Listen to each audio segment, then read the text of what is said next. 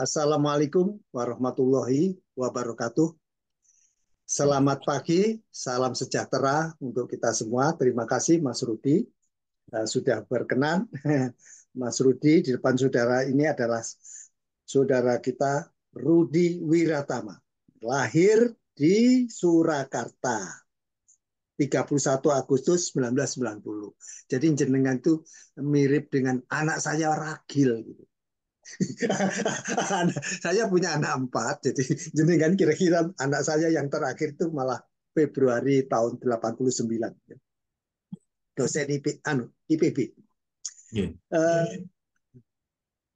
Beliau adalah dosen di dalam bahasa Jawa, ya, pusat kajian Jawa, bahasa Jawa. Di departemen di departemennya adalah apa itu, Departemen Seni dan Budaya, ya, Fakultas Budaya Universitas Gadjah Mada Yogyakarta. Ya, beliau ini juga tertarik dengan penelitian-penelitian yang berhubungan khususnya dengan wayang. Ini spesiali wayang. Malah dalang lagi, profesional dalang. Jadi apa? Beliau ini juga terkenal khususnya wayang gedog. Yang ini adalah berupa cerita-cerita Panji di dalam hubungan dengan hal-hal yang berhubungan dengan budaya-budaya Jawa yang ada di daerah Surakarta dan Yogyakarta. Sebagai dalang yang sudah terlatih, ya, beliau ini juga mempelajari masalah wayang gedog itu dari tokoh yang sangat terkenal, yaitu Ki Bambang Suwarno, seorang dosen. Kalau di Amerika disebutnya itu dosen itu profesor. Jadi kalau orang Amerika panggil profesor itu aslinya kepada Pak dosen. Jadi jenengan itu kalau di Amerika saya panggilnya Pak Profesor. Ya, gitu. Nanti makanya saya suka sekali tadi itu baru saja kita berkolaborasi dengan Pusaka Jawa, Pusat Kajian Jawa, ya, Pusaka Jawa, Pusat Kajian Jawa dengan Mas Imam Prakoso. Ini tadi saya sangat gembira sekali ternyata di dalam filsafah-filsafahnya itu seperti yang sudah saya pelajari. Saya sendiri orang Jawa. Saya sudah lama sekali belajar filsafat Jawa. Tapi dadak munculnya kok tokoh-tokoh yang sekarang ini jadi pemimpin atau jadi kok jauh dari filsafat itu sendiri. Jadi kalau kita itu harus rendah hati, kok malah kemelelet, kemelindi, ya, merasa berbesar diri, merasa paling baik. Itu bukan filsafat jauh. Jadi saya sedih sekali kadang-kadang melihat bangsaku tak delok backgroundnya. Setelah saya lihat, loh, ini tuh dari daerah sini, backgroundnya dari sini. Jadi kok bisa jadi seperti ini, ugal-ugalan seperti ini. Jadi nyun sewu ini nanti sangat bagi saya ini adalah kebahagiaan saya menemukan tokoh narasumber yang berjiwa terbuka. Saya melihat dari jiwa terbuka tadi dari filsafat-filsafatnya, ya, dan mau menerima kalau memang itu baik, mau menerima kritikan itu salah satu ciri. Mengapa saya sendiri itu orang fisika, nyuwun sewu. Saya sendiri itu meskipun lama, kira-kira 30-40 tahun lah ini saya itu meneliti bahasa sastra budaya. Tetapi saya itu background yang sesungguhnya itu fisika. Pelajaran yang paling nggak disukai manusia. Ya. Saya itu mirip-mirip dengan Elon Musk, mirip dengan Einstein. Jadi pikirannya itu pikiran yang sampai ke dunia luar. Jadi astronomi, astrofisika. Saya itu di laboratoriumnya, di laboratorium fisika dan astronomi. Jadi ini belum masuk saya sudah pusing katanya gitu. Kalau saya enggak, saya itu kebahagiaan saya itu justru ketika ada di laboratorium. Kenapa? Dari situ saya bisa menelurkan ide-ide saya untuk mengajar. Kalau dulu saya itu ngajar sains, ngajar fisika. Saya nggak pernah ngajar di kelas, nggak. Maunya hanya di laboratorium. Nah, ini ada laboratoriumnya apa? Pusaka Jawa. Nah, ini gimana ini? Gimana ini? Ini kan kesempatan. Mari para budayawan yang muda ya, kaulo muda, tapi tidak menutup juga mengajak yang senior. Semoga saja masih mau gitu loh. Semoga saja Iya. masih mau. Saya itu juga ada kekhawatiran gitu ya, yang senior itu apa kadang-kadang uh, jalan dilewati sidik sudah tersinggung ya. Zaman dulu memang begitu. Lewat itu harus dodok dulu. Lah ya, sekarang mau dodok dulu, ya wis ketinggalan pelajaran. Gitu loh. Jadi beda, konteksnya itu beda di zaman dulu dengan zaman sekarang. Jadi kalau dulu itu alon-alon asal kelakon itu kan ada juga itu alon-alon asal kelakon. Dan alon-alon asal kelakon nang Amerika rek ditinggal wong. Aku ditinggal apa? Di sini terlambat 1 menit suruh pulang. Kalau kerja terlambat 1 menit suruh pulang. Ternyata apa? Itu menghasilkan orang yang disiplin. Gitu loh. Menghasilkan orang disiplin. Loh, ini baik ya? Oh iya, ternyata menghasilkan baik. Hal yang baik. Kenapa kita tidak ngambil? Nah, maka terjemahan alon-alon asal kelakon tadi kita lakukan modifikasi. Gitu loh. Jadi tidak berarti ini salah. Oh, enggak. Ini benar dalam konteks begini. Ini jadi tidak pas dalam konteks seperti ini. Jadi kita itu mengkolaborasikan, membuat pusat kajian Jawa itu saya usulkan nanti juga sampai jenengan nanti perjalanan wayang dan seterusnya itu bisa kalau katakan tadi bisa disampaikan ke dunia luar ya, di dunia luar. Dan maaf, jangan dikira ini tidak laku di Amerika. Gamelan saja sudah ada prodi gamelan ya. Wayang yang belum. Wayang yang belum ya. Dan pesindenan belum ya. Belum. Dan nanti masih banyak yang lain-lainnya yang masih jual, termasuk kuliner Jawa. Itu bisa dijual. Jadi ada marketingnya nanti nyanyi. Ya. Sambil anu silakan Mas Rudi. Iya. Dengan kita tunggu-tunggu. Ibu-ibu, bapak-bapak sekalian, saksikanlah berikut ini Mas Rudi Wiratama, dosen atau profesor di Universitas Gajah Mada. Monggo.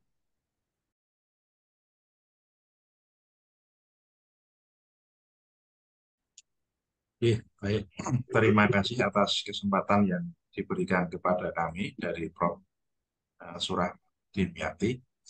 Eh, Pertama-tama kami bersyukur sekali dapat bertemu dengan beliau dalam podcastnya yang sangat luas mencakup berbagai macam tema, terutama budaya, apalagi budaya Jawa yang telah kami geluti.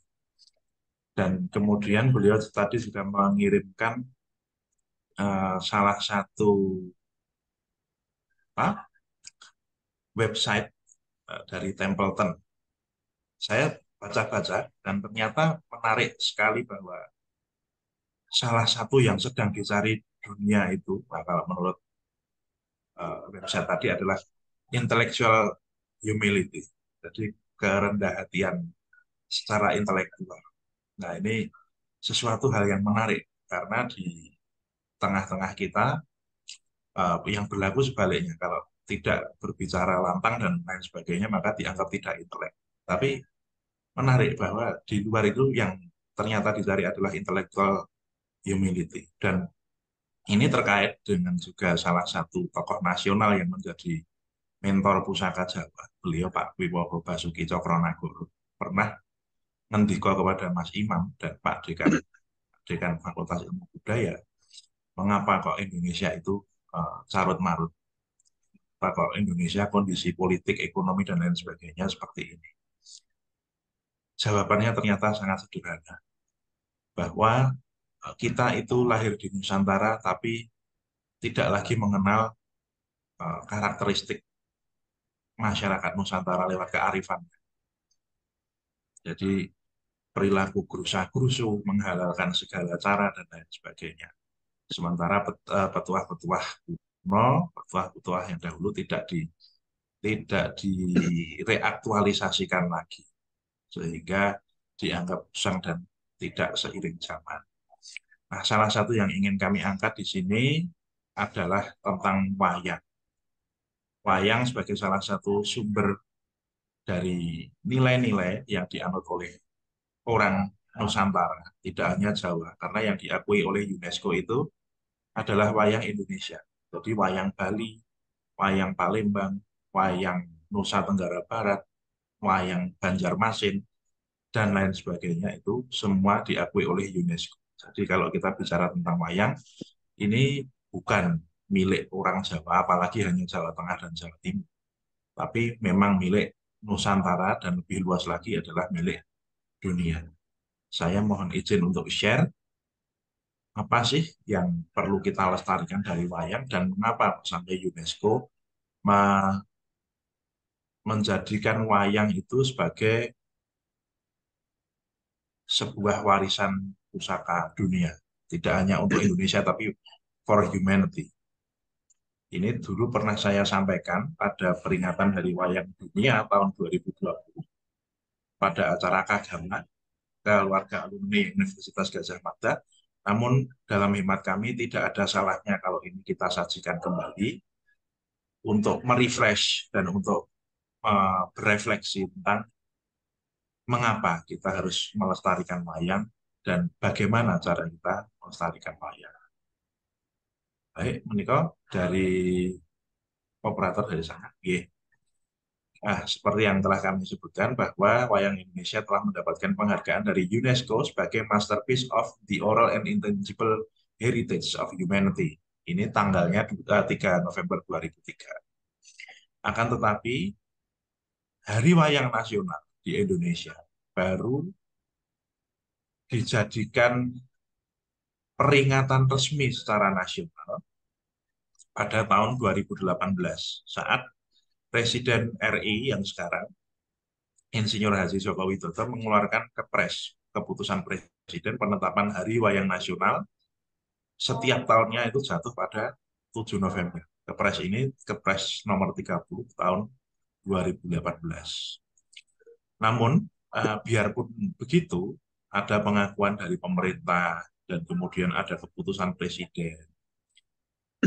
Masih menjadi keprihatinan kita bersama, sebab masih saja ada pendapat bahwa wayang tidak menarik dan ketinggalan zaman. Dan bahkan pendapat ini tidak datang dari luar, justru datangnya dari dalam masyarakat yang mempunyai wayang itu, yaitu masyarakat Indonesia. Monggo, dilanjutkan. Kalau kita berbicara tentang sejarah wayang, sebenarnya kapan wayang berdiri? Kalau orang Jawa kan pasti menyatakan, oh wayang itu ciptaan Sunan Kalijogo. Ya memang itu salah satu tonggak evolusi wayang ada pada zaman wali. Tapi pada kenyataannya, bayang-bayang itu lahir sejak manusia mengenal cahaya. Sejak manusia mengenal sumber terang. Selain dari matahari, ada juga dari api, dan lain sebagainya. Maka tidak bisa dilepaskan antara kepercayaan leluhur tentang roh kakek moyang, cahaya, kegelapan, dan bayang-bayang ini dengan lahirnya wayang.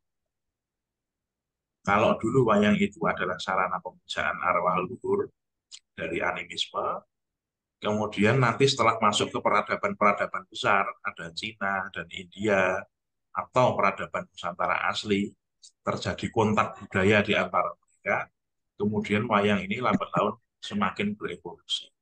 Salah satu tonggak evolusinya adalah masuknya cerita Mahabharata dan Ramayana dari India, yang kemudian uh, akhirnya menjadi salah satu epos nasional juga bagi orang Indonesia, tidak cuma Jawa. Makanya tidak heran kalau di Indonesia itu banyak anak laki-laki dinamakan Bima, atau Wisnu, atau Kresno, dan lain sebagainya. Sebab Mahabharata dan Ramayana itu sudah menjadi bagian dari kehidupan masyarakat Indonesia sehari-hari. Baik, dapat dilanjutkan. Baik, kalau kita membaca dalam lintasan sejarah, ada dua sumber, sumber lokal dan sumber asing. Kalau di sumber lokal, kita sudah mengetahui bahwa sejak zaman Kerajaan Mataram punah di abad ke-10, sudah ada kata-kata Hana Banwal Atapukan Aringgit. Itu adalah tiga macam kesenian. Hana Banwal, Banwal itu banyak, melawak. Atapukan itu tari topeng. Aringgit itu wayang. Jadi pada tahun 907, wayang sudah menjadi tontonan masyarakat. Kemudian wayang dengan cerita Mahabharata ini direkam pada abad ke-10. Macarita Bima Kumara, Manggigal Kicaka. Jadi Bima yang menyamar sebagai seorang hantu memenggal Patih Kicaka. Itu cerita uh, Wirataparwa. Di masa Raja Airlangga di Jawa Timur tahun 1035 Masehi, tertulis juga Hana Nonton Ringgit dan Walulang Ingkir Molah Angcap. Artinya pada saat itu tontonan wayang kulit itu sudah sangat populer. Nah, tapi kalau dari sumber lokal saja apakah itu kuat? Nah, ternyata ada berita lain yang memperkuat.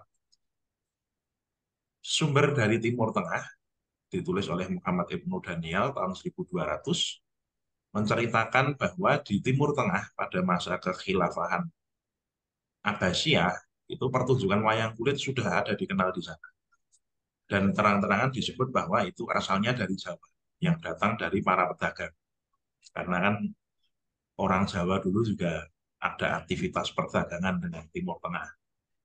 Tidak hanya orang Timur Tengah yang ke sini, tapi kita juga berlayar. Bahkan jejak-jejak orang Jawa itu bisa sampai ke Taiwan, bisa juga sampai ke Madagaskar. Tapi ini penelitian arkeologi, kita tidak sampai ke sana nanti. Kemudian pada waktu berdirinya dinasti Ming, ada seorang penulis, itu bukan anak buah kapal ya, tapi deputinya Cheng Ho, yang kita kenal sebagai Sampokong itu, ada seorang Chinese Muslim bernama Ma Huan, itu menulis dalam kitab Ying Yai Shengla. Jadi uraian tentang kerajaan-kerajaan di sebelah selatan. Maksudnya di sebelah selatannya Cina. Bahwa di Jawa pada tahun 1400 itu sudah ada beberapa bentuk wayang. Termasuk diantaranya wayang beber. Nah, ini artinya bahwa sumber lokal maupun sumber asing menyatakan bahwa wayang itu sudah ratusan, bahkan ribuan tahun usianya. Mendarah daging sebagai bagian dari kehidupan orang Nusantara. Baik, lanjut. Oke. Nah, ini ada beberapa potret bahwa kita ini tidak sendiri. Ada wayang di Malaysia, ada wayang yang di India, ada yang di China, ada yang di Thailand. Nah, kan tetapi wayang-wayang ini juga ada pengaruh dari Nusantara. Misalkan di Malaysia, Malaysia itu ada yang namanya wayang siam dan wayang Jawa. Wayang siam itu babon Thailand, kalau wayang Jawa itu sumber polanya dari wayang kulit yang ada di Jawa. Kemudian mengapa ini sifatnya bisa sangat global? Nah, kita kembali tadi bahwa wayang ini timbul dari pengetahuan manusia tentang cahaya dan bayang-bayang, tentang gelap dan terang, tentang dunia nyata dan dunia maya. Dunia maya di sini bukan dunia cyber, deh, tapi lebih pada dunianya para leluhur, dewa-dewa, dan lain sebagainya.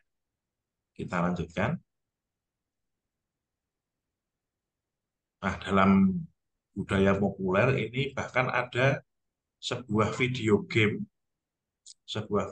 yang mengambil tema wayang. Nah, sayangnya ini pengembangnya malah bukan dari Indonesia, malah dari luar Indonesia. Tapi di Indonesia sendiri saya yakin ada beberapa developer atau game ini yang sudah mengembangkan wayang sebagai ide dasar dari video gamenya. Baik, lanjut. Nah, kemudian sejauh apa jangkauan keberadaan wayang kulit? Ini ada dua foto yang sangat menarik. Yang satu adalah wayang kulit di Mesir dan wayang kulit di Turki yang berkembang menyebar sampai ke Yunani. Wayang kulit ini konon asalnya dari Nusantara atau dari Jawa. Kalau menurut kitabnya Muhammad Ibn Daniel itu tadi. Tapi mengapa kok yang dijadikan contoh itu adalah wayang Indonesia yang kemudian diberi penghargaan oleh UNESCO sebagai warisan budaya tak benda. Nah, padahal wayang itu kan benda. Mengapa kok yang diberikan penghargaan justru unsur tak bendanya? Kita dapat lanjut. Nah, ini kasus di Indonesia. Bahwa di Indonesia ini selain ada wayang kulit, kita mengenal ada wayang krucil. Wayang krucil itu dari kayu pipih, seperti papan. Ini kan tidak menimbulkan bayangan, sebab dia tidak ditata bolong-bolong dan tidak memakai kulit. Wayang golek juga ada. Nah, di sebelah kanan itu ada gambar wayang wong. Nah, wayang wong itu kan bahkan pemerannya manusia, bukan dari kulit yang ditata. Tapi mengapa mereka disebut wayang atau bayang-bayang? Nah, ternyata di Indonesia ini definisi wayang itu bukan cuma masalah bayangan fisik dari suatu benda, tapi juga bayangan atau eh, refleksi dari kehidupan. Maka dalam pertunjukan wayang di Indonesia itu titik beratnya tidak hanya hiburan aslinya, melainkan juga tentang ajaran-ajaran moral yang bisa kita terapkan, kita implementasikan dalam kehidupan sehari-hari. Bahwa kita harus berpegang kepada nilai-nilai kebenaran, kejujuran, keluhuran, kesportifan atau kekesatriaan, dan lain sebagainya. Itulah yang menyebabkan wayang menjadi salah satu pedoman hidup bagi masyarakat Indonesia, terlepas dari apapun suku, bangsa, agama, maupun golongannya. Lanjut. Nah, kriteria apa yang dipakai oleh UNESCO untuk menentukan wayang sebagai masterpiece of oral and intangible heritage of humanities? Ternyata ada 6 kategori. 6 kategori, dan ini bisa dipenuhi oleh wayang Indonesia. Yang pertama itu demonstrate their outstanding value. Jadi ada nilai-nilai yang menonjol. Itu tadi sudah dibuktikan bahwa wayang tidak hanya sebatas hiburan, pelepas lelah, atau untuk memuaskan eh, rasa keinginan penonton terhadap hal-hal yang sifatnya glamor, gimmick, dan lain sebagainya. Dan itu adalah bagian dari human creative genius. Jadi yang dinilai itu adalah kecerdasan kreatif manusia dalam membentuk wayang ini sebagai sebuah wadah nilai-nilai. Kemudian, give wide evidence of the roots in cultural tradition. Bahwa wayang ini sudah mengakar dan mendarah daging bagi masyarakat Nusantara. Yang ketiga, means of affirming cultural identity. Jadi di dalam wayang ini tidak cuma sebagai hiburan, tidak cuma memiliki akar yang sudah lama, tapi juga mengafirmasi atau menguatkan identitas kultural dari komunitas yang mendukung kehidupannya. Kemudian provide proof of excellence in the application of skill and technical qualities. Jadi dalam wayang ini dari segi nilainya ada, dari segi estetikanya ada. Tidak cuma estetika bentuknya, tapi juga estetika pementasannya, penyajian. Bagaimana keindahan-keindahan itu dituangkan, dan lain sebagainya. Kemudian, affirm their value as unique testimony of living cultural tradition. Jadi ini juga menguatkan kedudukan mereka sendiri sebagai salah satu pengejauhantahan dari tradisi kultural yang hidup. Akan tetapi ada juga kategori yang sebenarnya kita malah perlu mencemaskan itu. Be at risk of degradation of disappearing. Jadi dalam risiko penurunan, dekadensi, ataupun kepunahan. Nah, ini tadi kembali kepada dawuh dari beliau Pak Wibowo Basuki Cokronagoro kepada kami. bahwa sekarang ini banyak kekacauan yang terjadi di Indonesia karena kita tidak lagi melihat nilai-nilai yang ada dalam diri masyarakat Nusantara ini sebagai pegangan. Nah, kalaupun orang menonton wayang, sekarang yang ditonton adalah sindennya, yang ditonton campur sarinya, pelawaknya, dangdutnya. Tapi kalau lakonnya, nilai-nilai di dalamnya apa, sudah kira-kira 75-80% orang sudah tidak mengindahkan. Makanya masyarakat kita, masyarakat Indonesia kan sering kaget terhadap situasi-situasi yang terjadi di dunia ini, baik secara lokal maupun global. Padahal kalau menurut perkataan Bagawan Biasa itu Begawan Abiyosо ya kalau di Jawa. Nah, beliau kan pernah berkata bahwa apapun yang tertulis di dalam Mahabharata pasti akan terjadi di dunia. Tapi kalau ada yang tidak tertulis di Mahabharata, berarti itu sedikit kemungkinan akan terjadi di dunia. Makanya bagi yang sudah mendalami cerita wayang, semestinya bisa mengambil contoh dan bisa bertindak lebih bijaksana dalam menyikapi segala hal. Lanjut.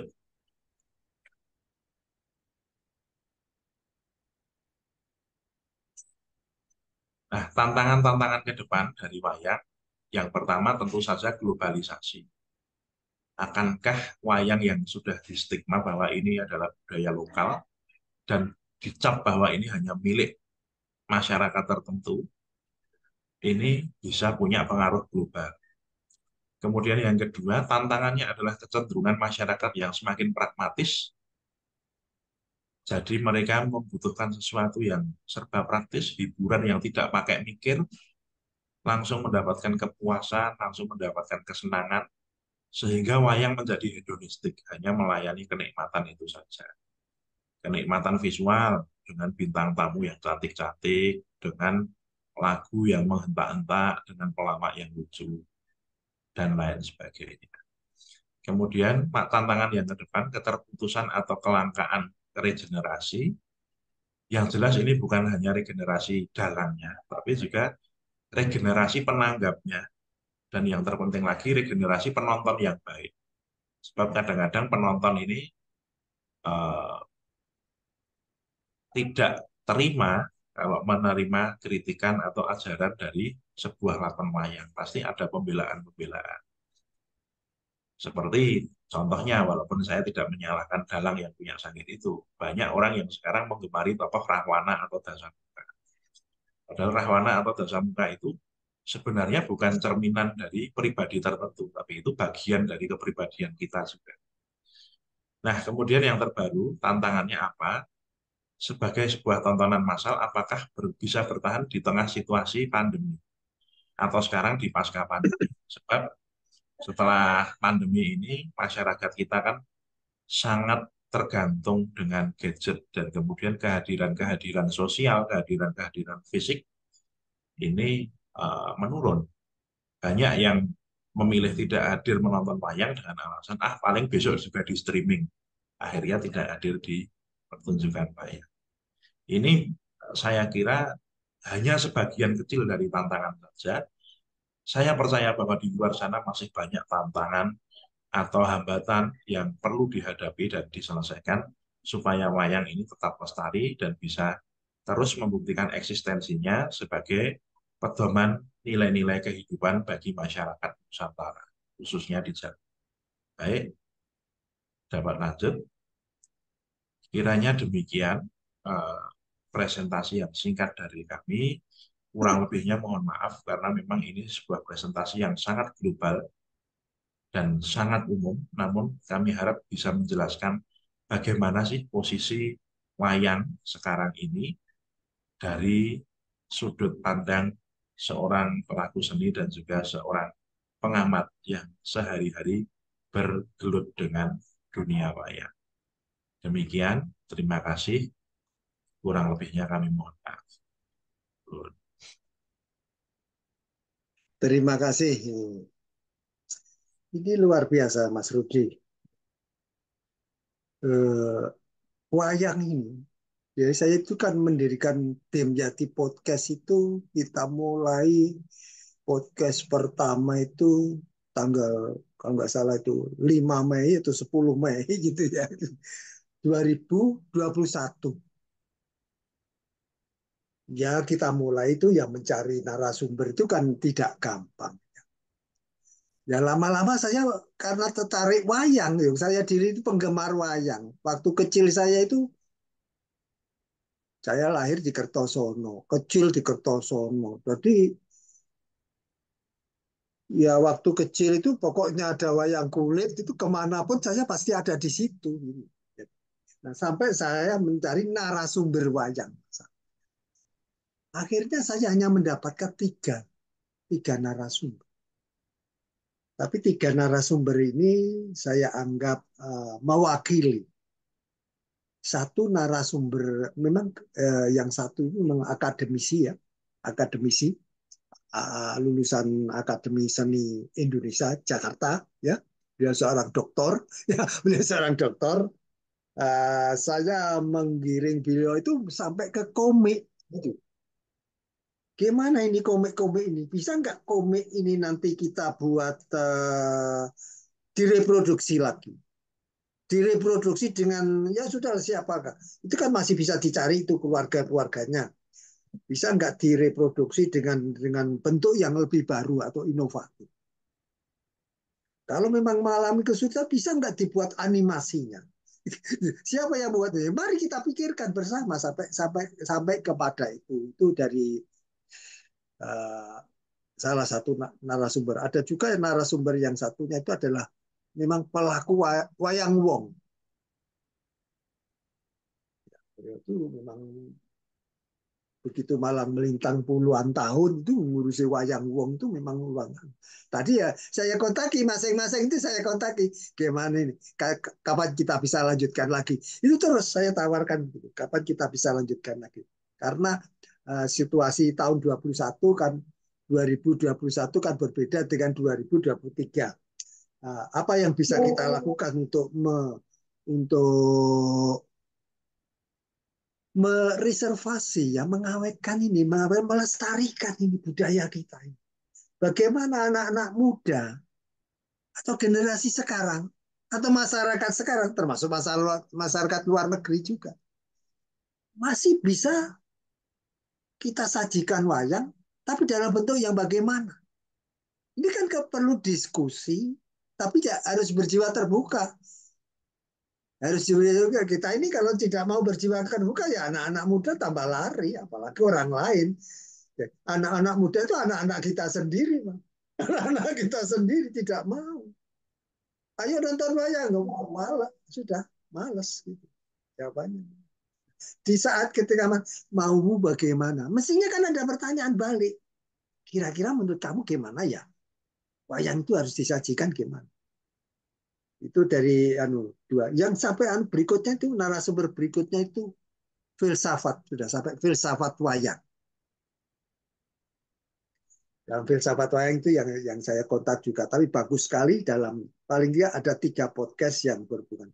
Selain 3 podcast, saya itu sampai nelpon 1 jam lebih dengan seseorang yang beliau adalah seorang doktor honoris causa karena membuat kamus wayang, menulis kamus wayang. Beliau Bapak Doktor Solihin. Nah, memang beliau itu sudah nyun sewu, sudah sepuh ya. Jadi kalau saya 72, beliau itu mungkin 80-an lebih gitu. Jadi ketika saya telepon itu yang membawakan telepon itu nyonya ibunya, ya walaupun ibunya sudah sama-sama sepuh tapi masih bergas gitu ya. Itu yang jadi telepon kayak hanya telepon audio saja, ngomong-ngomongan sampai saya hitung kira-kira beliau sudah capek benar ya saya hentikan gitulah. Pertemuan kami itu cukup. Tapi saya melihat filsafatnya malah seandainya Bapak ada di sini, Bapak akan saya serahkan 32 ensiklopedia itu ke rumah.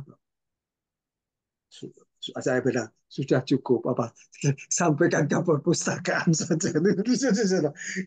Kita ini perlu digitalisasi kalau perlu. Jadi perpustakaan yang ditulis oleh yang terhormat ini Bapak Dr. Honoris Causa Solihin tadi. Nanti suatu ketika saya mau kontak lagi masih bisa nggak? Masih nggak? Saya kontak beliau. Nah, kalau ya anu sudah posisi sudah berat kesehatannya ya mungkin bisa nggak minta izin. Ini loh. Bisa nggak dirunding lagi? Gimana ini? Nah, ciptanya ini gimana? Bisa nggak ini digitalkan? Siapa? Ya seluruh dunia itu masih ingin membaca juga. Seluruh dunia itu ingin membaca. Enggak, budaya Jawa itu apa yang hanya orang yang ada di Jawa saja kan enggak tadi. Saya ini gatal itu kalau nggak ada yang dibaca itu. Jadi kalau di dalam dulu di Al-Quran itu ayat pertama itu ikro gitu ya. Ikro itu baca itu memang benar. Jadi baca, bagaimana supaya berhasil? Baca. Bagaimana supaya sukses? Baca. Jadi harus baca. Jadi kalau jadi mahasiswa itu yang dibaca bukunya dari itu ke itu saja ya nggak maju-maju mas. Itu loh. Jadi uh, global Tiger wayang itu bukan hanya zaman Sunan Kalijogo saja. Ternyata memang jauh dari sebelum. Dan bukti-bukti itu apa? Memang ternyata wayang banyak dikembangkan di Nusantara itu dari Pulau Jawa kemungkinan ya. Tapi juga ada ternyata muncul di Banjarmasin, ada di beberapa tempat lainnya itu boleh-boleh saja. Memang kenyataannya begitu. Bangsa kita itu bangsa besar yang bermacam-macam. Tapi yang dibawa, yang tadi itu saya bukti-bukti ya, yang dibawa ke Timur Tengah, ya ternyata dari Nusantara, kemungkinan dari Jawa. Jadi bukan dari sana ke Indonesia, dari sini ke sana. Tadi Panjenengan kan sudah menyampaikannya dalam bentuk apa? Ternyata bukan hanya pendatang saja, tapi kita orang Indonesia itu yang datang ke sana dan membawa budaya.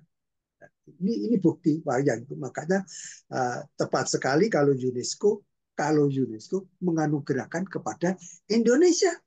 Wajar kita itu sampai sekarang pun sebetulnya kalau kita apa, jaga tadi juga akan lebih baik gitu tadi uh, Mas Imam ya. Jadi nanti kita polarisasi jangan berhenti karena podcastnya berhenti cuma selesai sekarang ya enggak. Kita langsung terus bagaimana kedua, ketiga, keempat kita muncul mencari topik-topik yang lebih relevan.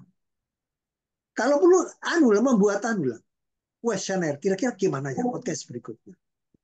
Itu yang anu saya usulkan memang uh, sangat saya itu concern sekali dan ini harus kita buka tadi yang apa yang Mas Imam khawatirkan dan teman-teman khawatirkan termasuk para senior kita khawatirkan kenapa Indonesia itu kok gak maju-maju.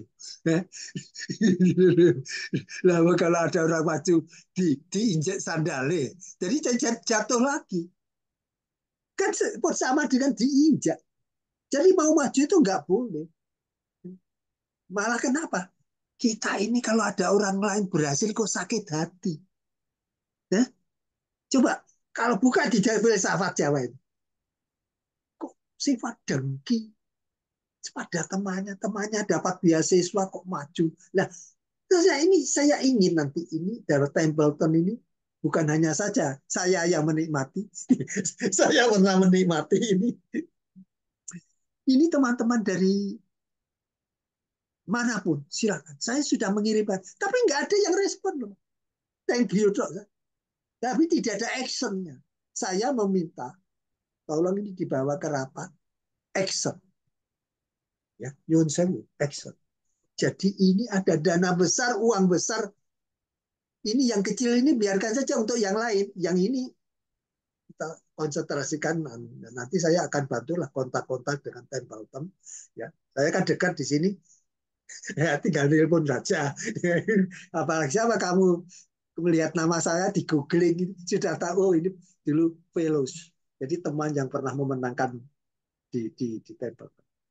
Itulah Mas Imam, ini wayang karena seperti ini begitu pentingnya, saya minta panjenengan menyimpulkan satu dua kalimat ya. Walaupun nanti tadi saya tetap mengatakan saya minta bahwa ini topik ini tidak berhenti sekarang. Ada topik berikutnya, tapi topiknya dirundingkan yang bagaimana reservasi kita kepada pusaka Jawa, pusat kajian Jawa. Jadi bukan hanya yang ini kan baru makronya ini. Skenario-nya ini loh. Tadi baru skenario-nya aja sudah hebat. Nanti isinya ini belum. Silakan nanti, monggo silakan menyimpulkan satu Baik, dua kali. terima kasih Prof. Surat. Jadi kalau memang kita ingin menyimpulkan dalam satu dua kalimat, yang pertama bahwa bagi masyarakat Nusantara sendiri, yang dimaksud wayang ini bukan cuma bayangan fisik, tapi bayangan kehidupan. Sehingga dari sana kita bisa menggali nilai-nilai dan pegangan hidup. Kemudian yang kedua bahwa dengan genetika Nusantara ini, saya kira bahwa sampai kapanpun kita tidak dapat lepas atau tercerabut sepenuhnya dari kearifan lokal. Walaupun dalam perkembangannya kita harus mereaktualisasikan lagi bagian dari mana.